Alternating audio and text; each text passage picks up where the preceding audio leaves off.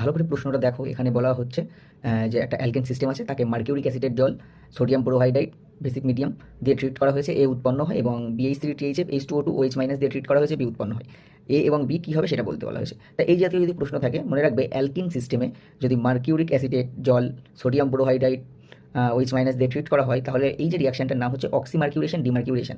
এখানে বেসিক্যালি যেটা হয়, হাইড্রেশন হয়, কিন্তু মার্কোনিকভ অ্যাডিশনের মতো আর কি, অর্থাৎ এটা মার্কোনিকভ হাইড্রেশন।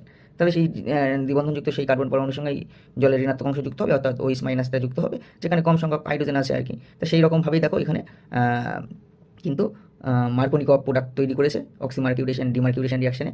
আর যখন BH3 THF H2O2 OH minus দিয়ে ট্রিট করা হচ্ছে, তখন এইটা অ্যান্টি মার্কোনিকভ হাইড্রেশন প্রোডাক্ট দেবে আর কি। তা এখানে বেসিক্যালি এই যে রিয়াকশনটা, সেইটা নাম হচ্ছে হাইড্রোবোরেশন অক্সিডেশন।